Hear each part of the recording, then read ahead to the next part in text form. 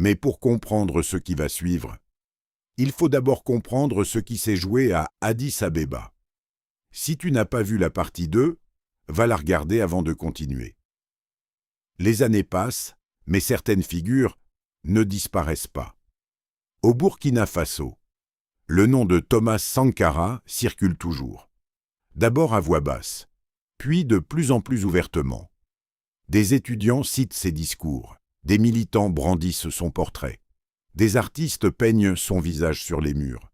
Ceux qui avaient été étouffés commencent à refaire surface. Pour les jeunes, Sankara devient plus qu'un ancien président. Il devient un modèle, un homme qui a refusé l'enrichissement personnel, un dirigeant qui vivait simplement, un chef d'État qui parlait d'égalité et qui tentait de la pratiquer. Dans un continent souvent confronté à des scandales de corruption, son image contraste. Il incarne l'intégrité. Des décennies plus tard, des procédures judiciaires sont relancées. Les circonstances de sa mort font l'objet d'investigations. Des débats publics émergent. Des archives sont étudiées. Des responsabilités sont discutées. La mémoire nationale évolue. Ce qui était tabou devient sujet d'analyse. Mais l'héritage de Sankara ne se limite pas au Burkina Faso, dans d'autres pays africains. Son discours sur la dette est cité. Dans des universités européennes, ses idées sont étudiées. Dans des conférences internationales, on évoque son plaidoyer pour la souveraineté économique. Il devient une figure panafricaine, un symbole d'indépendance. Pourtant, aucun dirigeant n'est parfait. Certains critiques soulignent la rapidité de ses réformes. D'autres évoquent la rigueur de certains mécanismes révolutionnaires. L'histoire n'est jamais noire ou blanche, elle est complexe, nuancée, et Sankara n'échappe pas à cette complexité. Mais même ses critiques reconnaissent une chose essentielle. Il croyait sincèrement en ce qu'il défendait. Les idées ont une force particulière. Elles voyagent, elles traversent les générations. Sankara parlait d'autonomie alimentaire, de justice sociale, de dignité africaine. Des décennies plus tard, ces thèmes restent d'actualité.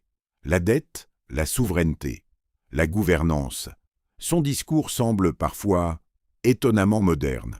Le béret rouge, le regard déterminé, la posture droite. Son image est devenue reconnaissable. Elle figure sur des affiches, sur des t-shirts, sur des pancartes lors de manifestations. Pour certains, il incarne l'espoir d'un leadership différent, un leadership plus proche du peuple. Pourquoi son histoire fascine-t-elle encore? Peut-être parce qu'elle pose une question universelle. Un dirigeant peut-il réellement transformer un système profondément enraciné? Peut-on changer l'ordre établi sans provoquer de résistance? Peut-on gouverner avec intégrité, dans un environnement marqué par les intérêts? Ces questions dépassent le Burkina Faso. Elles concernent le monde entier. On dit parfois que certaines vies sont brèves, mais intenses. Thomas Sankara a dirigé pendant seulement 4 ans, mais ces 4 années ont marqué l'histoire. Son héritage ne se mesure pas en durée, il se mesure en impact. Thomas Sankara n'était pas un mythe, il était un homme, avec ses forces et ses limites. Mais il a tenté d'imaginer un autre chemin, un chemin où la dignité ne dépend pas de l'aide extérieure, un chemin où le pouvoir est un service, et non un privilège. Il a payé le prix de ses convictions. Mais son nom n'a pas disparu. Il continue d'être prononcé, discuté, analysé. Et peut-être que là réside sa véritable victoire. Si ses idées avaient continué, l'Afrique serait-elle différente aujourd'hui? Il n'a dirigé que 4 années, mais en 4 années, il a osé défier un système. Il a parlé de dignité, d'intégrité, d'indépendance. Il a dérangé, il a divisé. Mais il a aussi inspiré. Le 15 octobre 1987, un homme est tombé, mais son idée, elle, est restée debout, parce qu'on peut faire taire une voix, mais on ne peut pas effacer ce qu'elle a réveillé. Si cette série t'a marqué, abonne-toi pour d'autres histoires africaines qui méritent d'être racontées.